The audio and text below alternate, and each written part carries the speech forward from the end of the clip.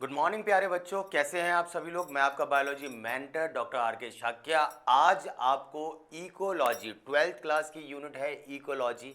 उस इकोलॉजी का जो चैप्टर नंबर 12 है इकोसिस्टम, इसको वन शॉट में कराने वाला हूं। चैप्टर छोटा सा है, थ्योरी वाइज कंटेंट लिमिटेड है, तो हम इसको पढ़ेंगे और इसके पढ़ने के बाद इसके क्वेश्चंस को कुछ आइडिया लेंगे और टेलीग्राम पर इसकी एक पीडीएफ मैं भेजूंगा आपको, जिसमें आप सभी लोग क्वेश्चन को अटेम्प्ट करेंगे और जो कोई भी डाउट होगा आप मुझसे कमेंट से पूछेंगे। I will explain that one. आप मुझसे 100% एफर्ट की उम्मीद रखते हैं, तो अब क्योंकि आपको जैसे बीच में बताया गया होगा कि थोड़ा कुछ प्रॉब्लम हो गई थी बेटा, बहुत जेन्युइन प्रॉब्लम थी, इस वजह से थोड़ा सा बीच में ब्रेक हुआ, पर हम बैक टू द प्लेटफॉर्म है और इस बार डबल एनर्जी के साथ हैं, ताकि हम सब लोग एज पर कमिटमेंट अपना काम पूरा कर सकें और आप सभी के नाम के आगे डॉक्टर लगा सकें। चलिए बेटा, तो टॉपिक शुरू करते हैं। टॉपिक है हमारा इकोसिस्टम। अगर आपसे पूछा जाए भाई ये इकोसिस्टम क्या होता है, एक जनरल सी बात पूछी जाए, भाई ये इकोसिस्टम क्या है, से ना, अगर आपसे पूछा जाए ये इकोसिस्टम क्या है, तो बेटा इकोसिस्टम क्या होता है, कोई भी चीज। इकोसिस्टम क्या है बेटा, इकोसिस्टम कोई भी चीज, कोई भी ऐसी चीज जहां पर लिविंग और नॉन लिविंग दोनों प्रकार के कंपोनेंट्स रहते हो, ठीक है ना। जहां पे बायोटिक कंपोनेंट्स भी पाए जाते हो और जहां पर एबायोटिक कंपोनेंट्स भी पाए जाते हो, और दोनों का होना बहुत जरूरी है बेटा, क्योंकि लिविंग कंपोनेंट तभी सर्वाइव कर पाएगा जब नॉन लिविंग उसको सपोर्ट करेगा। समझ में आई बात। तो इस चीज के लिए आपका बायोटिक कंपोनेंट्स का होना, बायोटिक और एबायोटिक दोनों का होना जरूरी है बेटा। बायोटिक कंपोनेंट कौन कौन से होंगे, एबायोटिक अगर बात करें जो बहुत जरूरी है बेटा, एयर, सनलाइट, वाटर,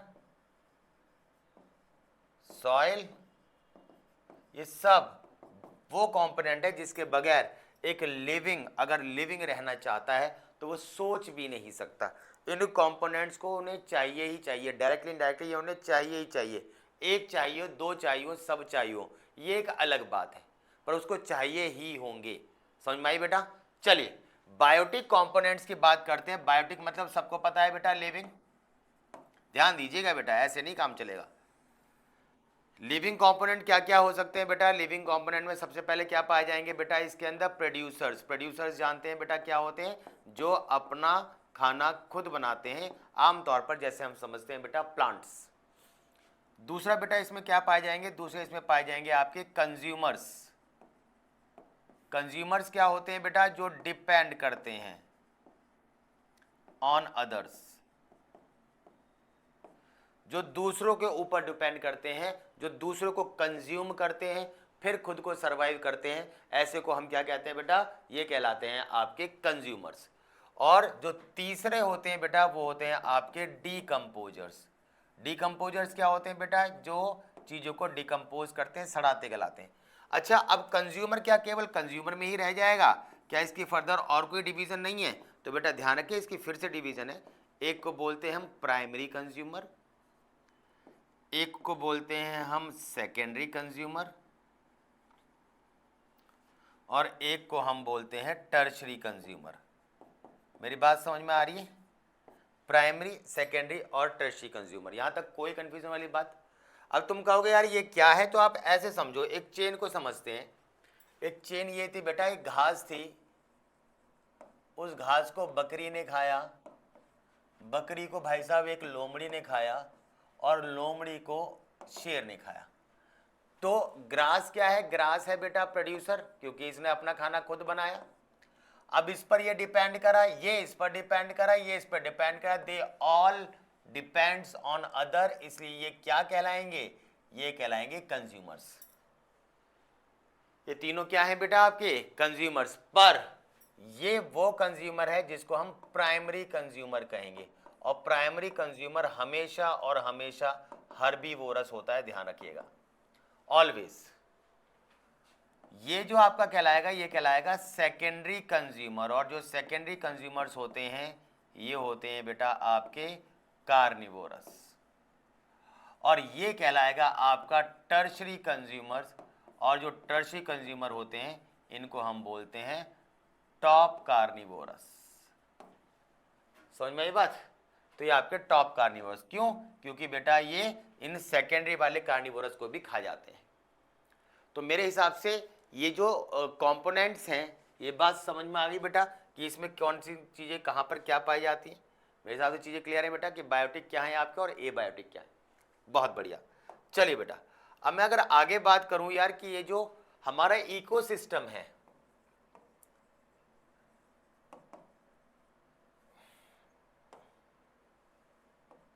इकोसिस्टम जो है बेटा, हम इनको दो ग्रुप में डिवाइड कर सकते हैं बच्चे।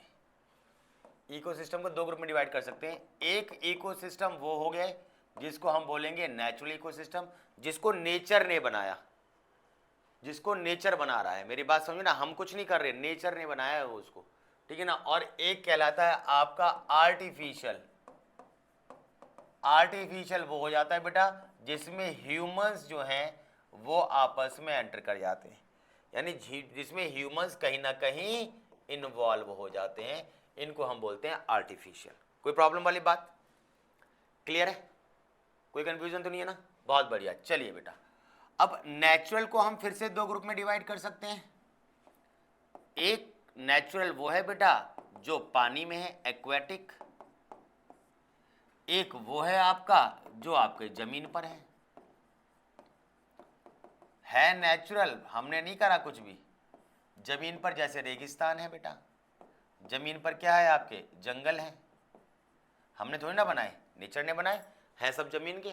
रेगिस्तान में भी लिविंग नॉन लिविंग दोनों कंपोनेंट पाए जाते हैं। ऊंट है, सही है ना, रेत है, धूप है, पानी है, हवा है। और जो एक्वेटिक है बेटा, ये आपके पानी वाले ये भी है। अब इनको दो ग्रुप में फिर से डिवाइड कर सकते हैं। एक आपका कहलाएगा फ्रेश वाटर वाला, एक आपका कहलाएगा मैराइन वाटर वाला, गंदा पानी, खारा पानी। समझ रहे हैं आप लोग? साफ पानी का कौन सा होगा? जैसे आपकी भाई नदियां वगैरह हैं, ये आपके साफ पानी है। और जो भी गंदे पानी वाला होता है, जितने भी ड्रेनेज से नेचुरली अगर हम देखें तो गंदा पानी जो पीने लायक नहीं है आपका, कितनी सारी चीज़ें होती हैं आपकी एस्चुरीज के आसपास वाली जितनी होती हैं आपकी, आपका जहाँ पे गंदगी सी रह रही है, आपके लेक्स होती हैं, तालाब हो गए आपके, ठीक है ना। ये सब जो है अगर देखा जाए कहीं पे गड्ढा हुआ, बारिश वर्षा, और वहाँ पर क्या हुआ, वो पानी इकट्ठा हो गया, पानी गंदा है, वो सब आपके मैराइंस के अंतर्गत आ जाएंगे बेटा। समझ में हमारी बात नहीं आई? क्लियर है? तालाब आप सबको ये टेरेस्ट्रियल के बारे में पता है। आर्टिफिशियल कौन से होते हैं? आर्टिफिशियल जो इंसान ने बनाए हैं। इंसान ने बेटा क्या बनाया है? खेत। ऊपर वाले ने तो जमीन बता दी, उसको जोत के उसमें पानी लगाया, उसमें पौधे उगाए, किसने? इंसान ने। तो ये आर्टिफिशियल कहलाएगा। समझ में आई बात? दूसरा आपका क्या हो गया बेटा? जैसे एक्वेरियम्स होते हैं, एक्वेरियम में नॉन लिविंग पत्थर वगैरह भी डाल देते हैं, वो पानी भी डाल देते हैं और उसमें मछली भी डाल देते हैं। तो लिविंग नॉन लिविंग एक साथ कर दिया तो ये इकोसिस्टम बन गया कि नहीं बन गया? तो एक इकोसिस्टम बन जाता है। तो सबको कहानी समझ में आई? तो इकोसिस्टम का एक ब्रीफ, एक जनरल डिस्कशन सबको क्लियर हो गया बेटा। चलिए आगे बात करते हैं। जो मैंने अभी पढ़ा है वही सब बातें इसके अंदर आपको देखने को मिलेंगी कि इकोसिस्टम में क्या बात हमने करी है कि जो इकोसिस्टम होता है वो एक फंक्शनल यूनिट है नेचर की, जहां पर ऑर्गेनिज्म आपस में इंटरैक्ट करते हैं, आपस में एक साथ रहते हैं, वो एक दूसरे के साथ भी इंटरैक्ट करते हैं और वो आपके इन्वायरमेंटल फैक्टर्स के साथ भी इंटरैक्ट करते हैं। बहुत बड़े बड़े आपके तालाब हैं, जंगल हैं, समुद्र है, तालाब है, ये सब आपके जो है ये इकोसिस्टम के ही पार्ट होते हैं। इकोसिस्टम को हम पानी वाला और ज़मीन वाला हम कह सकते हैं। ग्रासलैंड्स हैं, डेजर्ट्स है, फॉरेस्ट है, ये सब आपके ज़मीन के हैं। समझ में आई बात? एस्चुरीज वगैरह अभी मैंने आपको बताई थी है ना, वेटलैंड्स हो गई, तालाब हो गए, ये सब एग्जाम्पल है किसके बेटा? हमारे एक्वेटिक के। अभी अभी बात बताई थी हमने। और जो क्रॉप फील्ड है, जो एक्वेरियम है, ये सब किसने बनाया? आपके मैन मेड। ये सब बातें हम कर चुके हैं। किसी भी तरह की कोई समस्या वाली बात हो तो बताओ। ऑल सेट बेटा? बहुत बढ़िया। चलिए अब हम आगे बात करते हैं। आगे अगर मैं आपको बताऊं बेटा तो क्या हुआ, किसी भी इकोसिस्टम को अगर हम देखते हैं तो उसमें हमें कुछ दिमाग में आता है। जंगल को देखा तो दिमाग में आता है यहाँ के जानवर कैसे सर्वाइव करते हैं, तालाब को देखा तो कैसे जानवर सर्वाइव कर रहे हैं, रेगिस्तान में कैसे कर रहे हैं, तो पता लगता है इसने इसको खाया, इसने इसको खाया, इसको खा के एनर्जी मिली, फिर ये यहाँ, तो एक फूड चेन टाइप की हमें नजर आती है। तो कोई भी इकोसिस्टम होगा जहाँ पे अलग अलग प्रकार के ऑर्गेनिज्म, कौन से, producers, primary consumer, secondary consumer, tertiary consumer, decomposers एक साथ रह रहे हैं, तो कोई ना कोई किसी को खा रहा होगा, इसकी एनर्जी किसी न किसी में जा रही होगी, ये दोबारा से किसी न किसी न्यूट्रिएंट को सप्लाई कर रहा होगा, समझ में आई बात, या कोई ना कोई खराब होकर डिकम्पोज हो रहा होगा। तो ये साइकिल आपकी चलती ही रहती है। तो इसमें कोई ना कोई फूड चेन है, न्यूट्रिशन साइकिल है, कोई खराब हो रहा है, ये आपस में इंटरेक्शन रहता ही रहता है। अब हमें इस चैप्टर के अंदर इन्हीं के बारे में एक एक करके पढ़ते जाना है। तो इकोसिस्टम हमने अभी बात करी बेटा, जब भी हमारे दिमाग में इकोसिस्टम आता है तो ये जो पैराग्राफ है एनसीईआरटी का, ये साफ साफ दो बातें बताता है, दो क्या बल्कि तीन बातें बताता है। पहली बात बताता है ये कंपोनेंट्स के बारे में कि हमारे इकोसिस्टम में क्या पाए जाते हैं। तो इकोसिस्टम में दो तरह के फैक्टर पाए जाते हैं, एक पाया जाता है आपका बायोटिक और एक पाया जाता है आपका एबायोटिक। तो एक पाया जाता है आपको एबायोटिक कंपोनेंट जो हमने अभी बात करी, और एक पाया जाता है आपका बायोटिक कंपोनेंट। इसके बारे में हम लोग ऑलरेडी बात कर चुके हैं ना, बायोटिक एबायोटिक कंपोनेंट्स कौन से क्या है हम बात कर चुके हैं। दूसरी बात ये कहता है कि जब भी कोई इकोसिस्टम होता है तो उस इकोसिस्टम में किसी ना किसी स्पेशीज की इन्वॉल्वमेंट रहती है, इसलिए हम वर्ड यूज करते हैं स्पेशीज कॉम्पोजिशन। स्पेशीज की इन्वॉल्वमेंट रहती है, हम इसको क्या बोलते हैं बेटा, स्पेशीज कॉम्पोजिशन। मेरी बात समझ में आई ना, स्पेशीज कॉम्पोजिशन। अब स्पेशीज कॉम्पोजिशन का क्या मतलब है, इसका मतलब ये है कि उसके अंदर कोई ना अलग अलग प्रकार की स्पेशीज रह रही होंगी। अलग अलग प्रकार की क्या, उसके अंदर बेटा प्रोड्यूसर्स भी होंगे, उसके अंदर प्राइमरी कंज्यूमर भी होंगे, उसके अंदर सेकेंडरी कंज्यूमर भी होंगे, उसके अंदर टर्शरी कंज्यूमर्स भी होंगे, उसके अंदर डिकम्पोजर्स भी होंगे।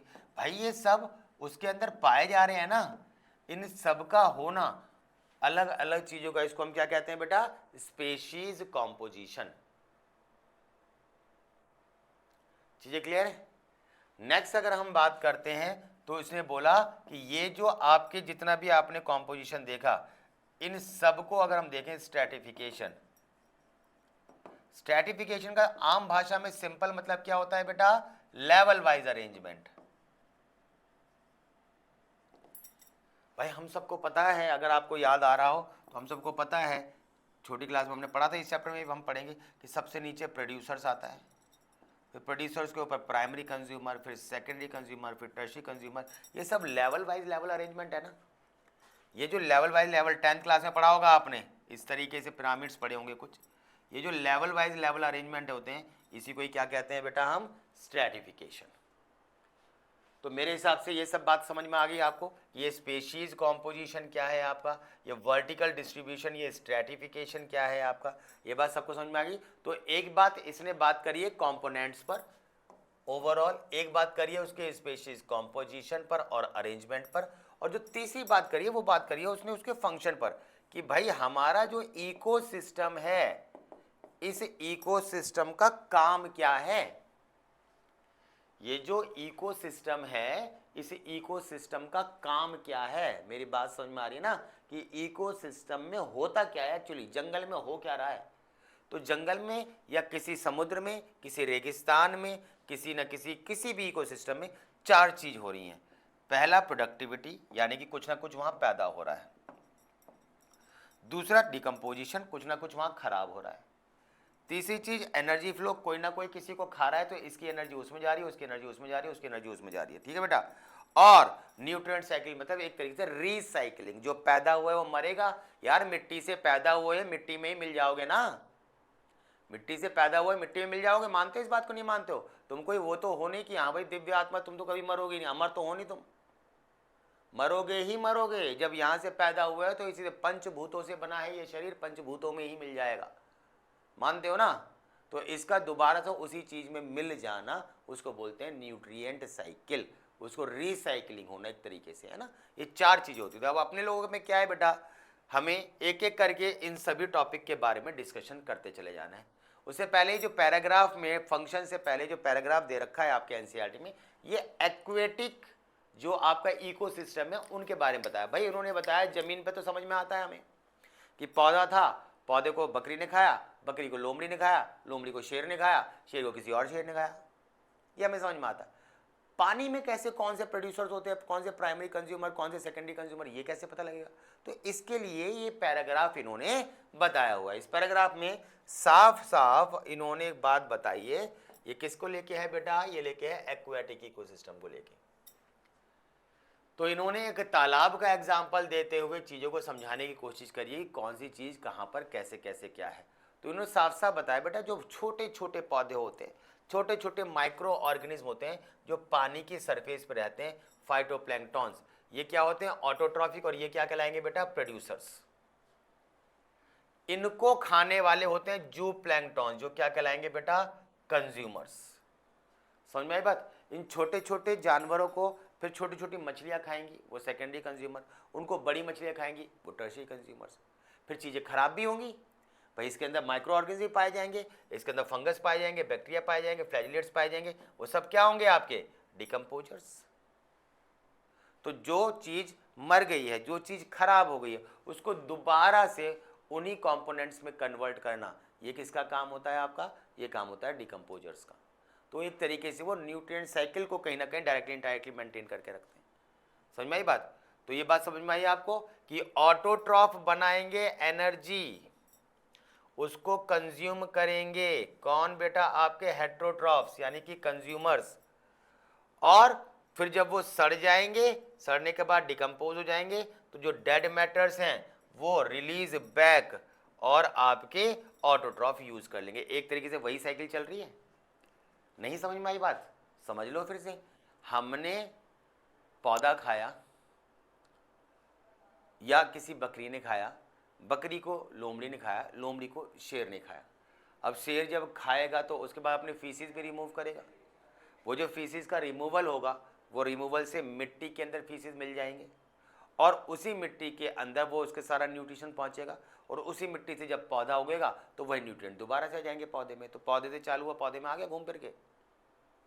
तो इस तरीके की साइकिल को एक्सप्लेन करना चाह रहा है कि ऑटोट्रॉफ को खाया हेट्रोट्रॉफ ने, हेट्रोट्रॉफ फिर सड़े, सड़ने के बाद वो दोबारा से मिट्टी में मिले, दोबारा से रिसाइकलिंग ऑफ मिनरल्स हो गई आपके, और वो साइकिल कंटिन्यू रहती है। तो ये पूरा पैराग्राफ क्या कहता है, सबको समझ में आया बच्चे? बहुत ही बढ़िया बेटा, बहुत ही बढ़िया, बहुत बढ़िया। चलिए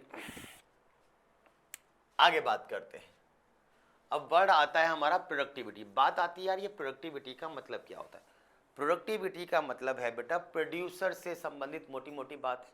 वो बात अलग है, मतलब कि ये कंज्यूमर से भी रिलेटेड होगी, पर प्रोड्यूसर्स का मतलब कोई भी चीज़ आप पैदा कर रहे हो, कोई भी चीज़ आप बना रहे हो। मेरे अंदर कोई चीज़ बन रही है, कैसे पता लगेगा? मेरे शरीर से। मेरा जो शरीर है वो हट्टा कट्टा बनते जा रहा है, तो इसका मतलब यस मैं कुछ ना कुछ प्रोड्यूस कर रहा हूँ। मैं अगर कमज़ोर होता चला जा रहा हूँ तो मेरे अंदर कुछ ना कुछ प्रॉब्लम चल रही है, तो प्रोडक्टिविटी अफेक्टेड हो रही है। तो अगर मुझे प्रोडक्टिविटी को जज करना है तो मुझे सिंपल भाषा में ये देखना है कि क्या मेरा वजन, मेरा बायोमास, एक सिंपल, अलग अलग क्राइटेरियाज होते हैं नापने के, क्योंकि आपकी बुक बायोमास पे फोकस करती है तो लिविंग के मास पर, तो मैं उसी पे बात कर रहा हूँ।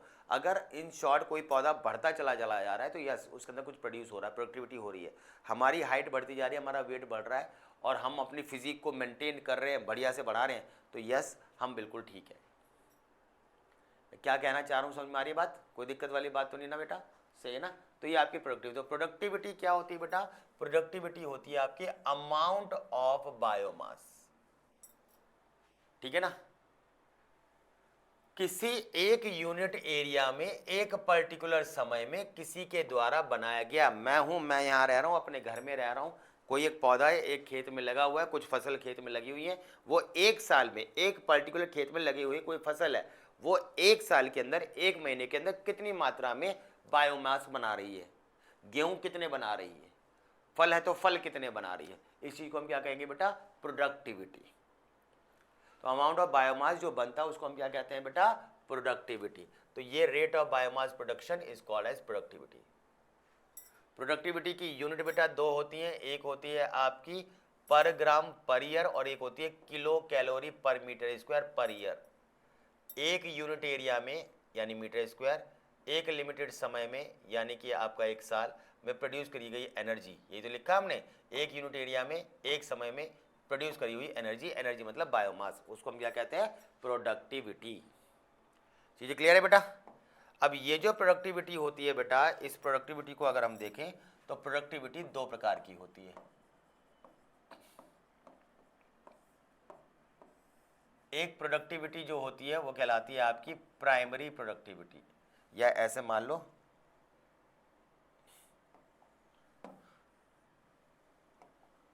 एक प्रोडक्टिविटी कहलाती है आपकी ग्रॉस, या प्राइमरी से ही समझा दूं, चलो थोड़ा आसान रहेगा उससे।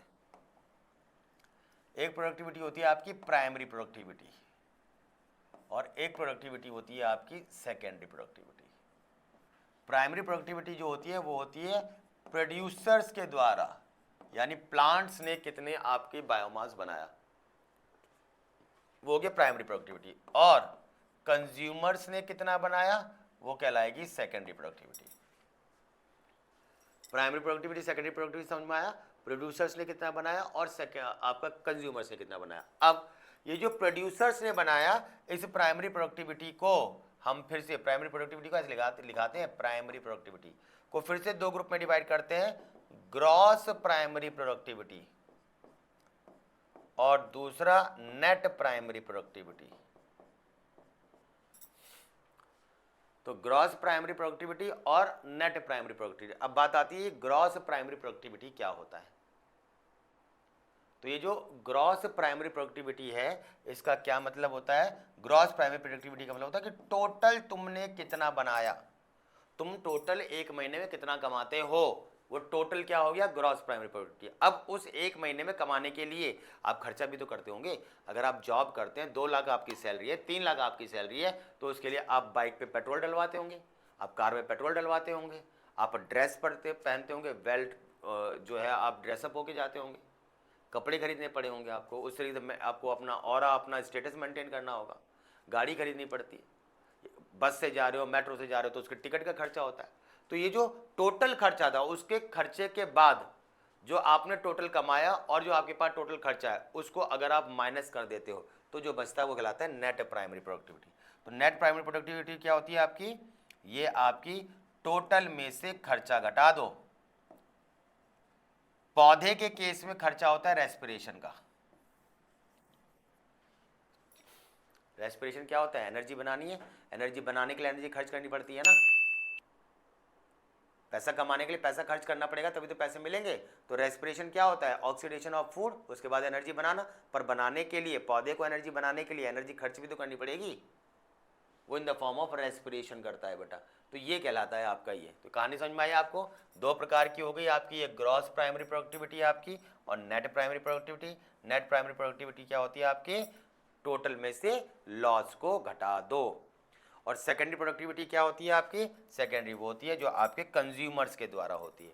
और यही तो मैंने सारी बात यहाँ पे समझाई है आपको, कोई दिक्कत वाली बात, क्लियर है बेटा, क्लियर है प्रोडक्टिविटी। तो ये जो प्रोडक्टिविटी है बेटा, ये मैंने आपको बताया, ये एक पर्टिकुलर पौधे, प्राइमरी की बात चल रही है, तो किसी प्लांट की एक पर्टिकुलर एरिया में एक पर्टिकुलर समय में रहती है। और ये अफेक्ट, ये प्रोडक्टिविटी को अफेक्ट करने वाले कई सारे फैक्टर्स होते हैं आपके बेटा। इन्वायरमेंटल फैक्टर, इन्वायरमेंटल फैक्टर क्या हो सकते हैं भाई, जैसे सनलाइट, कहीं पर सनलाइट ज़्यादा होगी तो प्रोडक्टिविटी अच्छी होगी, कहीं होगी ही नहीं तो प्रोडक्टिविटी बेकार। इन्वायरमेंटल फैक्टर में क्या आ जाएंगे आपके बेटा, वाटर, पानी का भी होना जरूरी है, नहीं है तो भी खराब, बहुत है तो भी खराब, एक सही रेट में होना बहुत जरूरी है। क्या कह रहा हूं, समझ में आ रही है बात। नेक्स्ट बात करें बेटा, तो हमारा एयर की क्वालिटी, पॉल्यूटेड एयर है, उसमें ऑक्सीजन है, उसमें कार्बन डाइऑक्साइड है, ये भी सब चीज़ें डिपेंड करती हैं कि आपकी जो है वो कैसी है। और अल्टीमेटली ये तो आपको पता ही है बेटा, क्या, सॉइल, मिट्टी कैसी है, उसमें आपके अवेलेबिलिटी ऑफ न्यूट्रिएंट्स, फोटोसिंथेसिस के लिए सनलाइट, इन सब के ऊपर डिपेंड करता है आपका प्राइमरी प्रोडक्टिविटी की प्रोडक्शन की मात्रा। ये बताया जाता है कि जो एनुअल नेट प्राइमरी प्रोडक्टिविटी होती है पूरे ब्रह्मांड, बायोस्फीयर की, ब्रह्मांड ना कह के, तो क्या है 160 बिलियन, वो 170 बिलियन टन्स। किसी के भी पौधे में कभी भी किसी का हम वजन नापते हैं ना, अगर हम मान लो पूरी दुनिया के इन सबको मान लो, ऐसे मान लो सभी पौधों को लें और इन सभी पौधे का वजन करें अगर हम ड्राई वेट, तो वो इतना बिलियन टन निकलेगा, ऐसे मान के चलिए। कभी भी वेट किसी का भी पानी के साथ नहीं करते। एलोवेरा का अगर हम वेट नापेंगे ना, तो एलोवेरा का सारे जेल का पानी सुखा दो तब करेंगे। क्या कहना चाह रहा हूँ, समझ में आ रही बात? तो इसी तरीके से आपको चीज़ें याद रखनी है आपको, ठीक है ना। तो ये आपको ध्यान रखना। इसमें से जो ओशियंस हैं, ओशियंस उसमें कितनी होती है आपकी, उसमें होती है 50 बिलियन टन्स। बाकी सब किस में होती है, रेस्ट जो होती है वो किस में होगी बेटा, जमीन में। तो समुद्र में क्यों कम होती है? ऑब्वियस सी बात है यार, पानी कहाँ, पानी है वो बात ठीक है, उस अमाउंट में न्यूट्रिएंट्स नहीं है। अगर है भी तो यार प्रोडक्टिविटी के लिए सनलाइट चाहिए ना, सनलाइट तो एक लिमिट तक ही तो रहेगी, उसके बाद तो नीचे भयंकर अंधकार है, कूप कोल, बिल्कुल अंधकार, काला ही काला रहता है सब, बिल्कुल कुछ नहीं दिखता। तो अब ऐसे टाइम पर ऐसे में प्रोडक्टिविटी कहाँ हो पाएगी? तो जितनी सरफेस तक जा रही है वहाँ तक हो जाएगी, जहाँ नहीं जा रही है वहाँ हो ही नहीं पाएगी, इसलिए वहाँ पर प्रोडक्टिविटी कम क्या आती है। तो इसने बोला कि अपने टीचर से पूछना, भाई पूछना सही है अपने टीचर से। चलिए, तो मेरे हिसाब से प्रोडक्टिविटी सबको समझ में आ गई है बेटा, कोई दिक्कत वाली बात तो है नहीं मेरे हिसाब से। चलिए अब हम बात करते हैं आगे। आगे हमारा जो टॉपिक है बेटा, वो टॉपिक है हमारा डीकम्पोजिशन। अब ये डीकम्पोजिशन का क्या मतलब है? डीकम्पोजिशन का मतलब है, डीकम्पोजिशन का मतलब सिंपल सी बात, सड़न। किसी भी कॉम्प्लेक्स आपके पास कोई कंपाउंड है, उसको आप ऐसे तोड़ो कि वो एक सिंपल कंपोनेंट में कन्वर्ट हो जाए। तो आप कभी भी कॉम्प्लेक्स को अगर सिंपल में कन्वर्ट करते हैं तो उसको हम क्या कहते हैं बेटा, उसको हम बोलते हैं डीकम्पोजिशन। और वो ये सिंपल कंपोनेंट्स हैं वो बेसिकली मोस्ट ऑफ टाइम आपके इनऑर्गेनिक कंपोनेंट्स होंगे। तो कॉम्प्लेक्स कंपाउंड ऑब्वियस सी बात है ऑर्गेनिक, उनको अगर हम स्मॉल स्मॉल इनऑर्गेनिक्स में कन्वर्ट कर देते हैं तो वो प्रोसेस क्या कहलाता है आपका, डीकम्पोजिशन।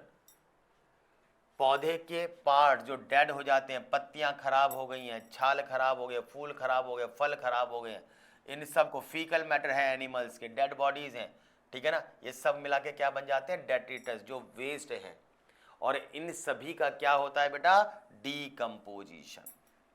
किसी का भी अगर सड़न हो रही है, किसी को भी अगर हम सड़ा रहे हैं तो वो आपका देखो एक वर्ड होता है डेट्रिटस।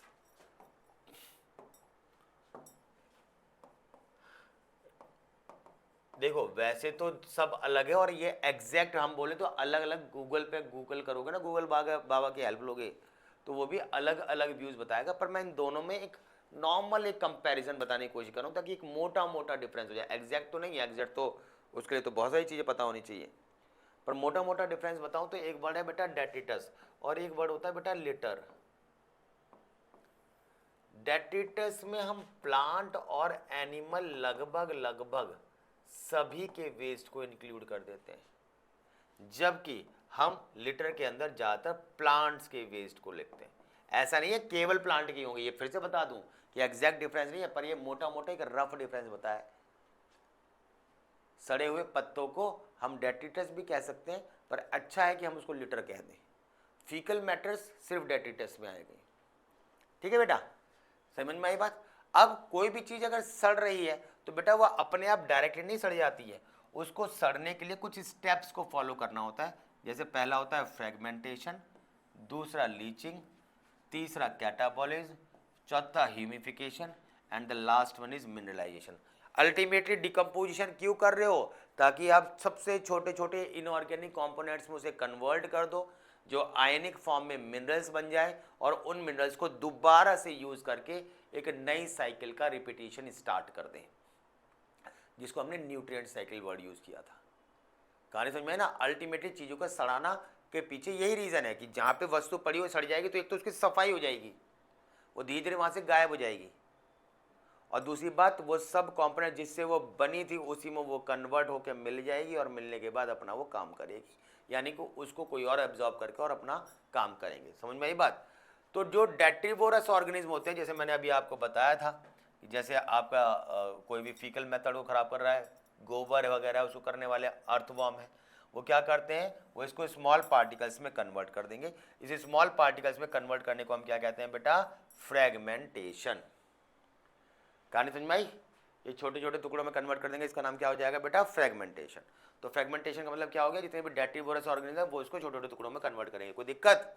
दूसरा क्या होता है, अभी छोटे छोटे टुकड़ों में कन्वर्ट हो गया, जमीन के सरफेस के ऊपर कोई गोबर पड़ा हुआ था वो कन्वर्ट हो गया। अब क्या हुआ, अब ये हुआ, अब जितने भी वाटर सॉल्युबल इनऑर्गेनिक सब्सटेंस होंगे वो सब उस छोटे टुकड़े के साथ पानी में मिलकर और धीरे धीरे धीरे अंदर आ जाएंगे, जो भी पानी के अंदर मिलते हैं, और वो कहाँ घुस जाएंगे, आपके मिट्टी के अंदर। समझ में आई बात? कोई कंफ्यूजन वाली बात तो नहीं ना? वो मिट्टी के अंदर चले जाएंगे। बड़ी चीज का टूटना फ्रेगमेंटेशन, टूटने के बाद ये छोटे छोटे कॉम्पोनेंट पानी के साथ मिलकर अंदर जाएंगे, उसका नाम बेटा लीचिंग। अब अंदर आने के बाद वो जो छोटे टुकड़े थे अब वो बहुत ज्यादा छोटे टुकड़ों में टूटेंगे, बाहर बड़ी चीज छोटे में टूटी, फ्रेगमेंटेशन, लीचिंग हुआ, अंदर आ गई, अंदर आने के बाद छोटे बहुत छोटे में कन्वर्ट होंगे, उसको क्या बोलेंगे हम, कैटाबॉलिज्म। जिसके लिए हमें कुछ एंजाइमेटिक एक्शंस लेने पड़ते हैं, एंजाइम्स की वजह से और भी बहुत ज़्यादा छोटे से छोटी चीज़ों में कन्वर्ट हो जाएंगे। सबको समझ में आई बात? कोई कंफ्यूजन वाली बात तो नहीं बेटा? चलिए अब क्या होता है, अब वो अंदर आ गया। अब अंदर आने के बाद आपने वर्ड सुना होगा बेटा, ह्यूमस। ह्यूमस क्या होता है, वो जो जैसे गोबर है, गोबर को अगर ध्यान से देखें तो अभी फ्रेशली गोबर कुछ ग्रीनिश सा होता है, अब वही शाम को आओ गोबर देखो तो कुछ उसमें ब्लैक ब्लैक सी कवरिंग हो जाएगी, आपको ये ऐसा नहीं ना एहसास होगा, पर जैसे तुम गोबर में पैर मारोगे हल्का सा, आप देखोगे अंदर से ताजा ताजा गोबर निकलता हुआ आएगा। अंदर का ग्रीन कलर शार्प ज्यादा दिखाई दे रहा है, ब्राइट दिखाई दे रहा है, क्यों? क्योंकि ऊपर का डल ब्लैकिश लेयर इकट्ठी हो गई थी। ये जो ब्लैकिश लेयर है, सड़ा हुआ गोबर, जो उफले कंडे होते हैं जब वो सड़ जाते हैं ना बुरी तरीके से, वैसे वो ब्लैक ब्लैक से हो जाते हैं। ये ब्लैक कलर वाला जो कंपोनेंट है वो है ह्यूमस। इस ह्यूमस के बनने को हम क्या कहते हैं बेटा, ह्यूमिफिकेशन। समझ में आई बात? क्या कहलाएगा ये आपका, ह्यूमिफिकेशन। और ये जब ह्यूमस बन जाता है आपका, तो वो ह्यूमस क्या कहलाएगा, देखो देख रहे हो ना, ये मैंने बताया ना, डार्क अमरफस सब्सटेंस। उसके बाद उसके अंदर मिनरल्स बन जाते हैं, आयंस बन जाते हैं, और उसके अंदर क्या होता है आपका, उसके अंदर किसी को न्यूट्रिशन देने की क्षमता आ जाती है, किसी को सपोर्ट करने की क्षमता आ जाती है, और किसी भी प्रोडक्शन को इंक्रीज करने की क्षमता आ जाती है। इसी को हम क्या कहते हैं, मिनरलाइजेशन। ये डिकम्पोजिशन कुछ फैक्टर्स पर डिपेंड करता है मेरे बच्चे, जैसे कि अगर हम बात करें तो आपके इन्वायरमेंटल कंडीशंस पर डिपेंड करता है। ज़्यादा ड्राई होगा, ज़्यादा ड्राई कंडीशन होगी तो बेटा नहीं सड़ेगा, पर ज़्यादा गीली कंडीशन हो जाएगी तो बहुत जल्दी सड़ जाएगा। समझ गया? ये पानी के कंटेंट पर डिपेंड करता है कि ये ह्यूमिड है नहीं है। आपके डिपेंड करता है, अगर लिग्निन और काइटिन है तो बेटा डिकम्पोजिशन स्लो होगी। क्यों? क्योंकि बेटा ये बहुत स्ट्रांग होते हैं। वही अगर उसके अंदर नाइट्रोजन कंपोनेंट होंगे तो भाई साहब बहुत जल्दी सड़ जाएगी आपके। तो कॉम्पोजिशन पे भी डिपेंड करता है। लिग्निन है, काइटिन है, हार्ड कंपोनेंट से बना हुआ है, तो उसको इतनी जल्दी माइक्रोब्स तोड़ नहीं पाएंगे, तो डिकम्पोजिशन बहुत स्लो होगा।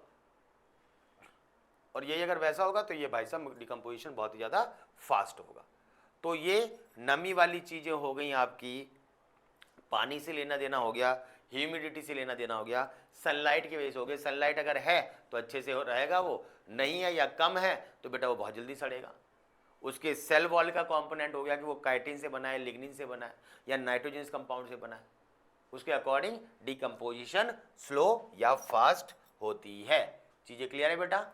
तो सबको पहला प्रोसेस समझ में आ गया, वो क्या था आपका, वो था आपका प्रोडक्टिविटी। दूसरा जो काम था वो था डिकम्पोजिशन। तीसरा होता है एनर्जी फ्लो। अब हम जरा एनर्जी फ्लो के बारे में समझते हैं।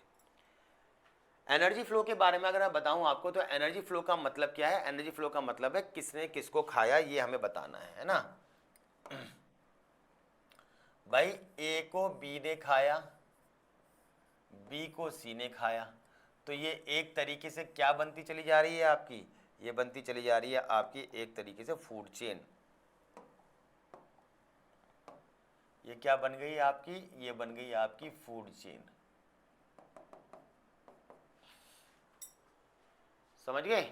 ये बन गई आपकी फूड चेन, कोई दिक्कत वाली बात? अब फूड चेन हमेशा जो है वो स्टार्टिंग कहाँ से हो रही है आपकी, वो स्टार्टिंग हो रही है आपके प्रोड्यूसर से ज़्यादा टाइम। सही है ना। मैं एक सिंपल सी बात बता देता हूँ। देखिए जैसे हमारी फूड चेन है, किसने किसको खाया, इस चीज को अगर हम चेन के रूप में दर्शाते हैं तो इसको हम फूड चेन कहते हैं। किसने किसको खाया अगर हम उसको दर्शाते हैं तो ये फूड चेन कहलाएगी। ये जो फूड चेन है हम इसको देखें तो इस फूड चेन को हम दो ग्रुप में डिवाइड करते हैं। एक को बोलते हैं ग्रेजिंग फूड चेन, जिसको बोलते हैं जीएफसी, और एक कहलाता है बेटा आपका डेट्रिटस फूड चेन, जिसको हम क्या कहते हैं बेटा, डीएफसी। तो ग्रेजिंग फूड चेन में क्या होता है आपका, ग्रेडिंग फूड चेन के अंदर बेसिकली अगर देखा जाए तो ग्रेजिंग फूड चेन के अंदर क्या होता है, इसके अंदर इंक्लूड होते हैं आपके कौन, इसमें इंक्लूड होते हैं बेटा ग्रेजर्स, जो ग्रेजिंग एनिमल्स होते हैं। जैसे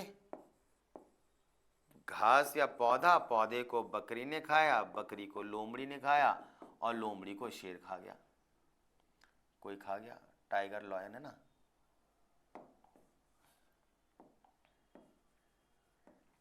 तो इसमें देखो चरने वाला ग्रेजिंग एनिमल इन्वॉल्व हो गया, इसको हम क्या कहेंगे, ये कहलाएगा आपका ग्रेजिंग फूड चेन, जिसमें आपके डेट्रीवोरस ऑर्गेनिज्म रहे। डेट्रीवोरस अभी हमने पढ़ा था ना, अर्थवर्म, कि कहीं पर गोबर पड़ा हुआ है, गोबर को अर्थवर्म ने खाया, अर्थवर्म जो है उसको कोई चिड़िया खा गई, और चिड़िया को कोई सांप या कोई और खा गया, तो इसमें ये इन्वॉल्व हो गया, इसको बोलेंगे डेट्रिटस फूड चेन। समझ में आया बेटा, कौन किसको खाता है, कहानी समझ में आई, ठीक है। चलिए, तो यही बात है। अब इसमें जो कहानी बताने की कोशिश कर रहे हैं बेटा, वो ये कर रहे हैं कि कहानी की शुरुआत जो है वो है बेटा पौधे से। तो इसमें एक वर्ड आता है कि यार पौधे जो हैं वो एनर्जी कर रहे हैं, खाना बना रहे, कैसे बना रहे, देखो ध्यान से सुनो मैं क्या कहना चाह रहा हूं। ये हमारा पौधा है, अगर इस पर सनलाइट पड़ रही है तो ध्यान से समझना, या तो इस साइड पड़ रही होगी तो इस साइड छांव होगी, अगर इस साइड पड़ रही है तो इस साइड छांव होगी, ऊपर से पड़ रही है तो नीचे छांव होगी, नीचे से सूरज आ नहीं सकता। तो कुल मिला के जो मैं बताना चाह रहा हूँ ना, वो ये बताना चाह रहा हूँ, जो आपकी एनसीईआरटी बताना चाह रही है, मैं क्या बताना चाह रहा हूँ, एनसीईआरटी बता रही है, वो एनसीईआरटी ये कह रही है कि जो पौधे के लिए फोटोसिंथेसिस के लिए रेस्पॉन्सिबल लाइट होती है वो बेटा 50% होती है, जो उस पर पड़ रही है उसका, जो पड़ सकती है। टोटल एरिया 100% उसमें केवल 50% पे तो पड़ रही है, तो ये होगी। और इस 50% में से सिर्फ 2 से 10% ही पौधा, जो पौधा है वो आपका कैप्चर करता है फोटोसिंथेसिस के लिए। 50% का 2% निकालोगे तो 1% हो जाएगा बेटा, समझ में आई। इसीलिए जब कभी भी फूड चेन चलती है और हमने ऐसा बोला, अगर हमने ऐसा बोला कि पौधा है, उस पौधे में कुछ एनर्जी है, मान लो 36,000 जूल ऑफ एनर्जी है, उसको आपको बकरी ने खाया, उस बकरी को लोमड़ी ने खाया, तो कितनी एनर्जी जाएगी। तो बेटा एक साइंटिस्ट था लिंडेमैन, उसने कौन सा रूल दिया था, 10% लॉ, और उसने बोला था जितनी भी होगी 10% ऑफ प्लांट इसके अंदर आ जाएगी। तो निकालना तो आता ही है बेटा, 36,000 है, इसका 10%, तो कितना हो गया आपका 3600। ऐसी लोमड़ी में कितना जाएगा आपका 360। ये बात समझ में आ गई। तो जब कभी भी आपके नेक्स्ट ट्रॉफिक लेवल पर चीजें जाती हैं, ट्रॉफिक लेवल मतलब यही levels, 1 level 2 level 3 level, producer, primary consumer, secondary consumer, ये ट्रॉफिक लेवल्स होते हैं। तो जब कभी भी ट्रॉफिक लेवल पर कोई भी चीज जाती है तो आपको ये बात ध्यान रखनी है कि वो हमेशा और हमेशा 10% के हिसाब से जाती है। पर जब सूरज की बात आए, अभी अभी हमने बात करी है ना 2% ऑफ 50%, तो सूरज अपना सिर्फ 1% पौधे को ट्रांसफर करेगा। ये समझ में आ गई।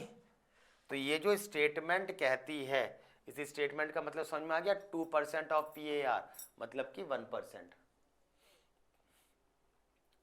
तो इसमें सबसे पहले कहां जाएगा बेटा, प्रोड्यूसर्स पर, प्रोड्यूसर से कहां जाएगा, प्रोड्यूसर फिर कहीं के भी हो, जमीन पर है तो जो पौधा कहेंगे, पानी में है तो फाइटोप्लैंक्टॉन्स, वही सब बातें इसके अंदर दिखाई हुई हैं कि आपका वो प्रोड्यूसर्स हैं, प्लांट हो सकते हैं, वो बेटा फाइटोप्लैंक्टॉन्स हो सकते हैं, और वो कहीं ना कहीं पर आपके एनर्जी जो है उसको ट्रांसपोर्ट करने में हेल्प करेंगे एक जगह से दूसरी जगह पर।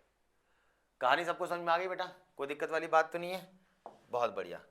चलिए आगे बात करते हैं अब हम। तो हमने अभी फूड चेन के बारे में बात करी, वही सारा फूड चेन ये वाले सिस्टम बता रखा है कि भाई ग्रेजिंग फूड चेन है तो उसमें ग्रेजर्स इन्वॉल्व होंगे, घास को बकरी ने खाया, बकरी को किसी और ने खाया, ये सब सिस्टम प्रोड्यूसर से कंज्यूमर से सेकेंडरी कंज्यूमर टर्शी कंज्यूमर पर चलते चले जाएंगे। इस सिस्टम को, इस चेन को बोलते हैं ग्रेजिंग फूड चेन। और अगर इसी में डेट्रीवोरस ऑर्गेनिज्म इन्वॉल्व होते हैं अर्थवर्म जैसे, तो इसको बोलते हैं डेट्रिटस फूड चेन। ये बात मैं आपको बहुत अच्छे तरीके से समझा चुका हूं, जिसके अंदर सैप्रोट्रॉप्स इन्वॉल्व होते हैं जो सड़ी गली चीजों को चीजों को सड़ा गला के हटाने का काम करते हैं। तो जो ग्रेजिंग फूड चेन है ये सबसे मेजर फ्लो करवाता है आपका एनर्जी को ट्रांसपोर्ट करने में सबसे ज्यादा।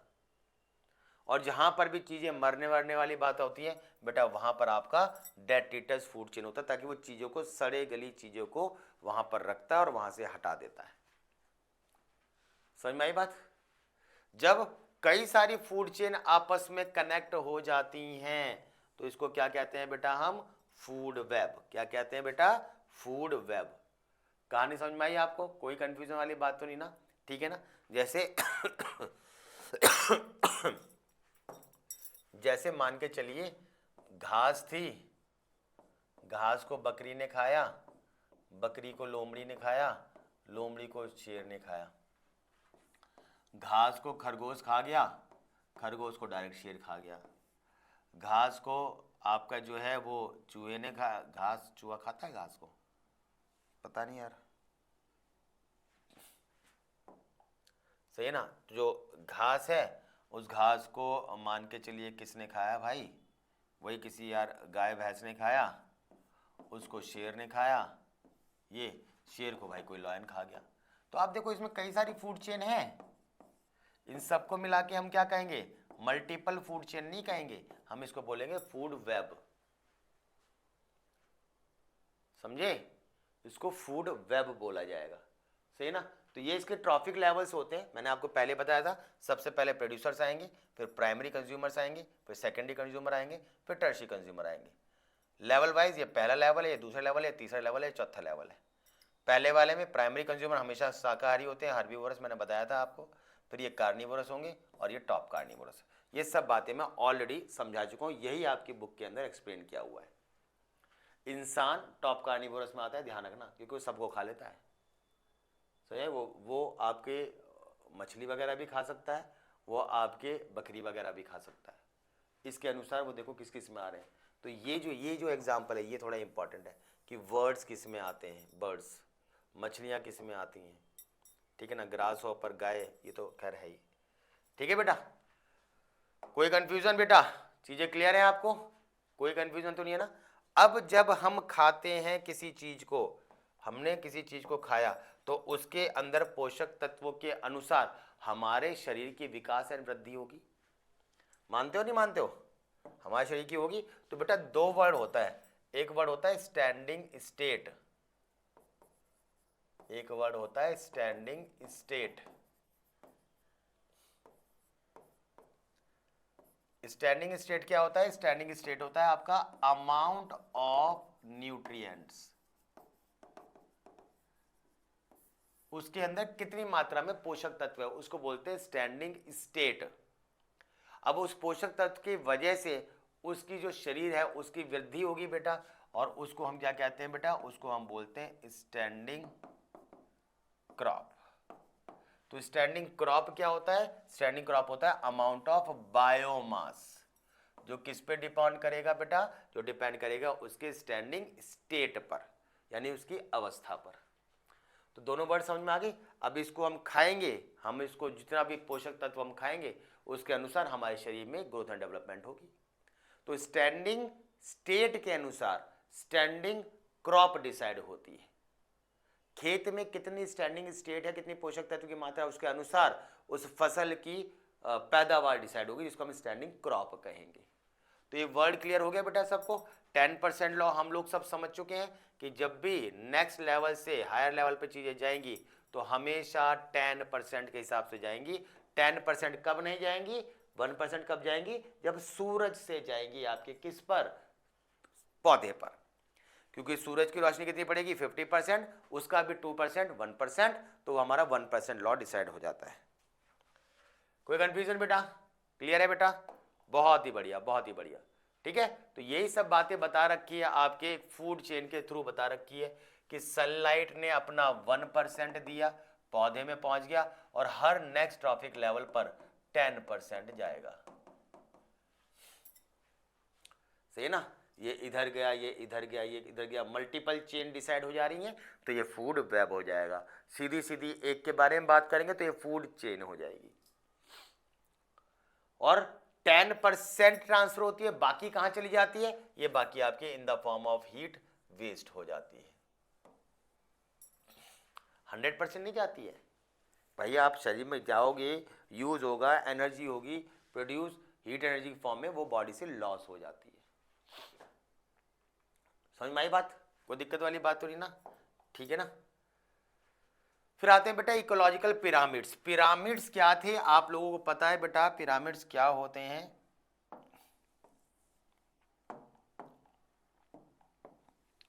पिरामिड इस तरीके का स्ट्रक्चर होते थे जिनके 4 लेवल होते थे, 1 लेवल, 2 लेवल, 3 लेवल और 4 लेवल। ये इकोलॉजिकल लेवल्स कहलाते हैं, जिनको हम ट्रॉफिक लेवल्स भी बोलते हैं। इसमें हमें पता है, इसमें हमेशा प्रोड्यूसर्स आते हैं, इसमें प्राइमरी कंज्यूमर आएंगे, सेकेंडरी कंज्यूमर आएंगे, टर्शियरी कंज्यूमर आएंगे। इस अरेंजमेंट को जो vertical distribution of the species composition होता है, स्ट्रैटिफिकेशन कहेंगे, उसी के अरेंजमेंट को हम इकोलॉजिकल पिरामिड कहते हैं। इकोलॉजिकल पिरामिड्स को हम ऐसे भी दिखा सकते हैं और हम बार्स से भी दिखा सकते हैं कि ये बड़ा producer, primary consumer, secondary consumer, tertiary consumer. तो ये प्रोड्यूसर्स, प्राइमरी कंज्यूमर्स, ये producers, primary consumers, secondary consumer, tertiary consumers. Clear है। तो इन इकोलॉजिकल पिरामिड्स के बारे में हमें पढ़ना है। तो इसने ये बताया हमारे सिलेबस में 3 है बेटा, है ना, 3 है हमारे सिलेबस में, 3 है, ठीक है। वो 3 कौन कौन से हैं हमारे, वो 3 के बारे में बात करी जाए तो 3 कौन से हैं इसको आप समझे। फर्स्ट ऑफ ऑल आपका आता है ये एक पिरामिड ऑफ बायो नंबर्स, दूसरा हो गया पिरामिड ऑफ बायोमास और तीसरा होता है आपका पिरामिड ऑफ एनर्जी। इंपॉर्टेंट बात यह है आपकी कि जो आपकी पिरामिड्स हैं वो पिरामिड्स आपके नॉर्मल है, ये तो हमें ध्यान रखना है। एक्सेप्शंस कौन है इसके, ये ज्यादा ध्यान रखना है। 3 प्रकार के हमारे लेवल पे इस चैप्टर, वैसे तो पिरामिड ऑफ एज भी आएगा, रिप्रोडक्शन वाला, ये सब हमने पहले पढ़े थे।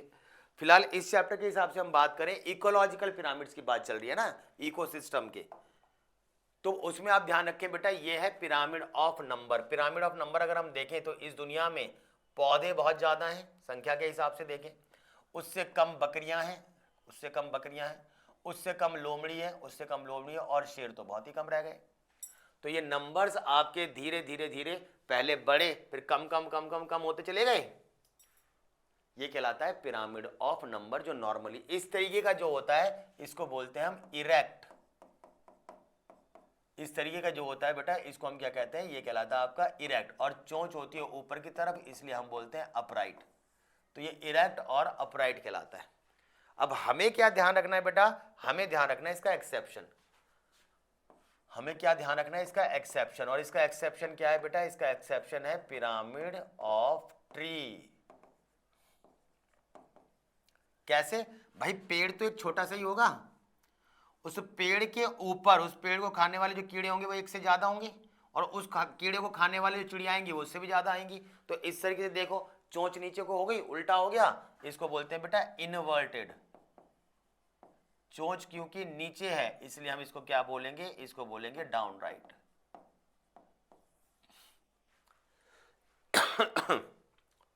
क्लियर है बेटा। दूसरा जो हमारा आता है बेटा वो आता है आपका pyramid of biomass. Pyramid of biomass वही वाली बात है कि अगर हम ड्राई वेट देखें तो पौधा इतने वजन का हो गया, हमारी जो बकरी है वो इतने वजन की हो गई, हमारी जो लोमड़ी है वो ये, और शेर का वजन ये। हम ये सबको काउंट करके कर रहे हैं, इंडिविजुअल एक एक को नहीं कर रहे हैं। अब इसका एक्सेप्शन क्या है बेटा? इसका जो एक्सेप्शन है वो है बेटा आपका क्या, वो है कोई भी एक्वेटिक वाला, कोई भी एक्वेटिक। जैसे तालाब देख लिया, तालाब में प्रोड्यूसर्स कौन होंगे? फाइटोप्लैंक्टन्स। तो फाइटोप्लैंक्टन तो माइक्रोस्कोपिक पौधे हो गए ना, उनको खाने वाले जो प्लैंक्टन उनसे बड़े, तो उनका वजन ज्यादा होगा। उसको खाने वाली मछलियां उससे बड़ी, फिर उन छोटी मछलियों को खाने वाली बड़ी मछलियां उससे बड़ी। तो क्या हो गया? साइज वाइज वेट वाइज वजन बढ़ रहा है कि नहीं बढ़ रहा है? यानी प्रोड्यूसर कम रह गए और कंज्यूमर का साइज बढ़ रहा है, इसलिए कैसा कहलाएगा? वही सेम टू सेम इनवर्टेड, उल्टा है और डाउन राइट। तीसरा कौन सा होता है बेटा? तीसरा होता है पिरामिड ऑफ एनर्जी। एनर्जी का कभी कोई एक्सेप्शन नहीं होता है, ध्यान रखना। ऐसा कभी नहीं हो सकता कि तुमने बकरी को खाया और बकरी से ज्यादा एनर्जी लोमड़ी को मिल जाए। इसके पास 100 जूल थी, इसके पास 1000 जूल पहुंच जाए, ऐसा कभी पॉसिबल नहीं है। इसलिए आपका हमेशा पौधे की एनर्जी ज्यादा होगी, फिर उससे कम, फिर उससे कम, फिर उससे कम, क्योंकि 10% लॉ लगता चला जाता है। ये कभी भी, ये हमेशा अपराइट होगा, सीधा होगा, कभी भी उल्टा नहीं हो सकता।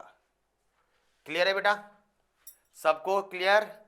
कोई कंफ्यूजन वाली बात? ये आपकी वो सनलाइट वाला बताया कि यार पौधे पे कितनी कितनी कितनी कितनी कैसे जा रही है ना, तो इतनी थी, उसके हिसाब से 1% के हिसाब से कितनी गई ये, और 10% के हिसाब से आगे ट्रांसपोर्ट हो रही है। तो इतने में हो गया 10% और इतने में हो गया 1%, और यही बात हम लोगों ने करी थी।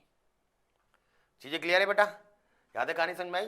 तो ये आपका बेसिकली अगर देखा जाए बेटा, तो ये आपके बुक के एनसीईआरटी का कंटेंट है। अब हम इसके कुछ क्वेश्चंस ले लेते हैं, ठीक है बेटा?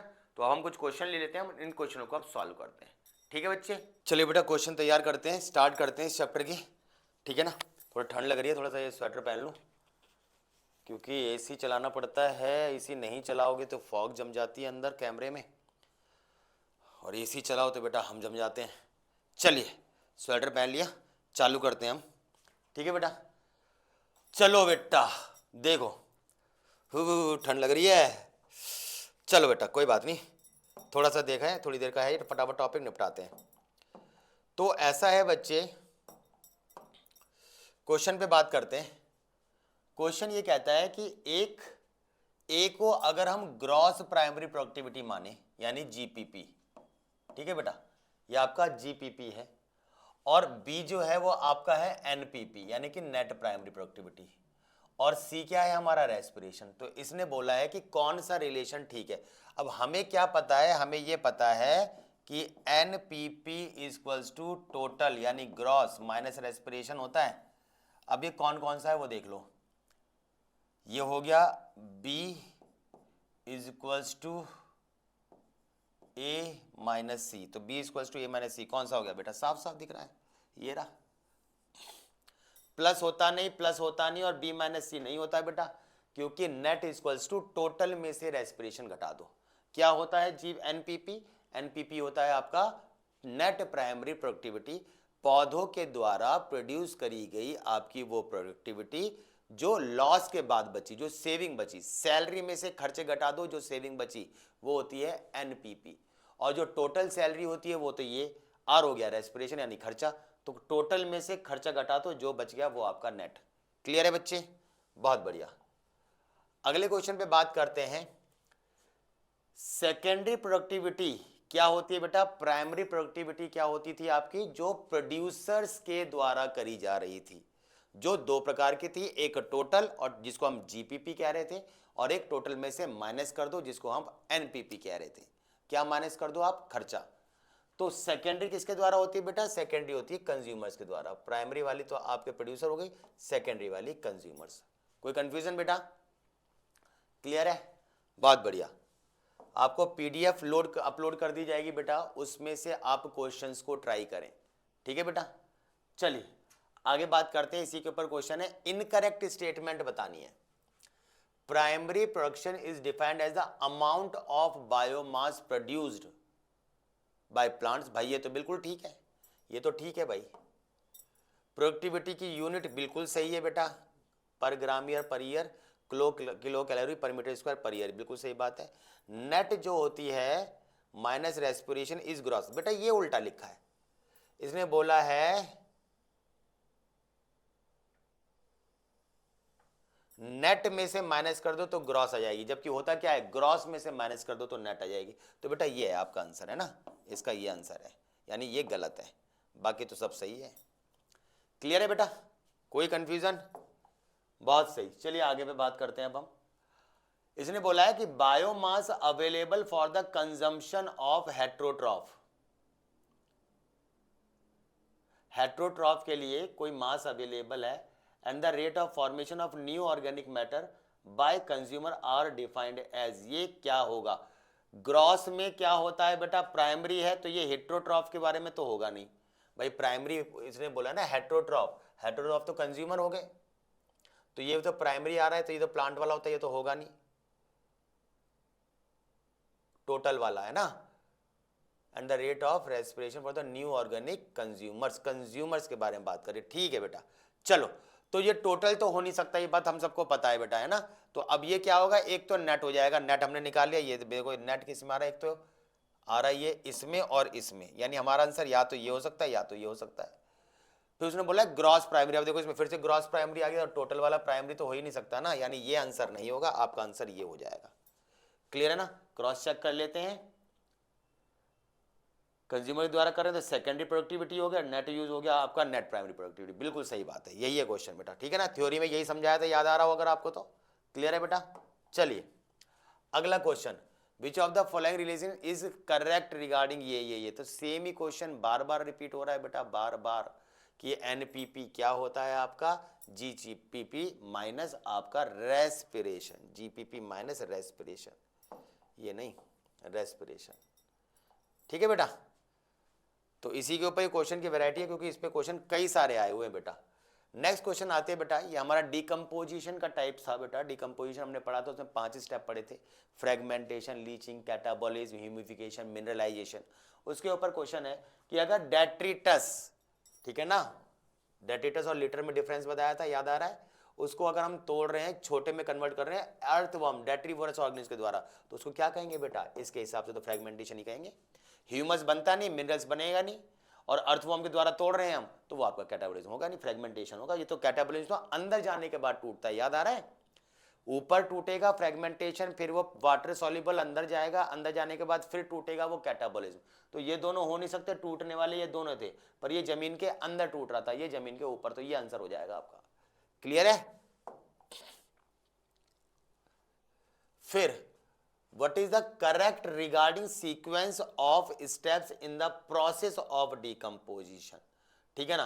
पहला है first step of decomposition is fragmentation, बिल्कुल सही बात है। फ्रेगमेंटेशन के बाद आपका फ्रेगमेंटेशन फॉलोज कैटाबॉलिज्म, ठीक है, उसके बाद ये टूट के अंदर जाकर टूटता है। Leaching process occurs after humification and fragmentation, all steps decomposition operate. यार ये सब साइमल्टेनियसली होता है, ऐसा नहीं होता कि एक स्टेप खत्म हो गया फिर दूसरा होगा, ऐसा नहीं होता। पहली बार में वो टूट के अंदर जा रहा है, यहां तक तो सही है, अब ऊपर वाला टूट के लगातार अंदर जाता रहेगा, अंदर वाला और टूटेगा, जो अंदर पहले से वो ह्यूमस बनाएगा, ह्यूमस वाला मिनरल, सब एक साथ चलते हैं। ऐसा नहीं है पहले ये होता है फिर ये होता है, फिर जैसे इसने बोला इसके बाद ये इसका ना, ऐसा नहीं है, सब एक साथ चलते हैं बेटा। तो आंसर आपका डी होगा, ठीक है ना। इसने बोला है मैन ईट फिश, मछली खाता है, मछली खाता है या जू प्लैंकटन, सही बात है, जू प्लैंकटन छोटे पौधे को खाते हैं, तो प्रोड्यूसर्स कौन होंगे, ऑब्वियस सी बात है, प्रोड्यूसर्स होंगे जो सबसे छोटे होंगे, यानी स्मॉल प्लांट्स। उसके बाद कंज्यूमर कौन होंगे आपके, जू प्लैंकटन। उसके बाद कौन होंगे बेटा, छोटी मछलियां, मछलियों के बाद बड़ी मछली, बड़ी मछली मतलब जानवर। सही है बेटा, बहुत बढ़िया। आपकी सोलर रेडिएशन के रिगार्डिंग मैंने आपको बताया था 50% होता है, अब एग्जैक्ट 50% तो यहां पे दे नहीं रखा, तो आंसर क्या हो जाएगा आपका, लेस देन 50%। PAR याद आ रही है, फोटो सिंथेटिकली एक्टिव रेडिएशन, जिसका 2% हमारा पौधा अपने फूड बनाने के लिए इस्तेमाल करता है, यानी कि सनलाइट का 1% law. Which of the following is primary consumer, primary consumer यानी शाकाहारी है, पौधे को खाएगा, तो भाई पौधे को ये तो खा नहीं रहे, यही खाएगा, बात खत्म। ग्रास हॉपर प्राइमरी कंज्यूमर कौन होते हैं बेटा? जो हर्बीवोरस होते हैं, पता है ना? बहुत बढ़िया बेटा। चलिए, इनकरेक्ट बताना है आपको, incorrect. The step of food energy transfer is called trophic, ये तो बात सही है। The trophic level of each organism in an ecosystem is fix, नहीं बेटा ऐसा कुछ नहीं है। एनिमल कभी नीचे आ जाएगा, कभी ऊपर आ जाएगा, वो तो डिपेंड करता है किसने किसको खाया। Energy amount received by the successive trophic goes decreasing, ये बात बिल्कुल सही है, एनर्जी खत्म हो जाती है। इन an ecosystem traffic level of the organism varies, ये बात भी बिल्कुल सही है, यानी यही आंसर गलत है आपका। आंसर गलत का मतलब इस क्वेश्चन का आंसर ये हो जाएगा। ठीक है बेटा, समझ में आई बात? बहुत बढ़िया। Which of the following is true in case of pond ecosystem? Pond, तालाब का, तो pyramid of energy is always upright, upright है तो ये बात तो सही है बेटा, क्योंकि जैसे जैसे ऊपर जाओगे वैसे वैसे हो जाएगा और एनर्जी कम होती है। नंबर ऑलवेज इन्वर्टेड, नहीं बेटा ये तो गलत है। बायोमास अपराइट, ये नहीं बेटा, यही हो जाएगा आपका। जैसे जैसे ऊपर जाओगे एनर्जी का लेवल कम, पता है ना? प्रोड्यूसर से खाएगा 10% इसके पास, 10% इसके पास, 10% इसके पास, तो सबसे कम हो जाएगा सबसे ऊपर, तो अपराइट हो जाएगी ऊपर। क्लियर है बेटा? कोई कंफ्यूजन वाली बात किसी को? बहुत बढ़िया। Number of individual at the trophic level decrease from the producer level to the consumer, ये धीरे धीरे धीरे धीरे कम होता चला जाता है, और ये कम क्या होगा? Always and always pyramid of energy. The number of individual at the trophic level decrease from the producer to the consumer, या तो क्या ये नंबर का मतलब यहां पर बेटा डिक्रीज हो रहे हैं, तो उससे होगा क्या? एनर्जी अपने आप ही डिक्रीज हो रही होती है, क्योंकि सबसे नीचे ज्यादा, फिर और कम, फिर और कम, फिर और कम। मैं क्या कहना चाह रहा हूं, समझ में आ रही है बात? कोई दिक्कत वाली बात तो नहीं ना? क्वेश्चन एक बार और देखूं बेटा, क्या है ये question? The number of individual पूछ रहा है ना, वो इंडिविजुअल मतलब तो नंबर हो गया ना, एनर्जी थोड़ी ना आएगी। ये तो सही है, ऊपर जाते जाते कम होगा, वो होगा आपका एनर्जी की बात चल रही है, लेकिन यहां पे इसने नंबर बोला ना, तो number of individual at the trophic level decrease from the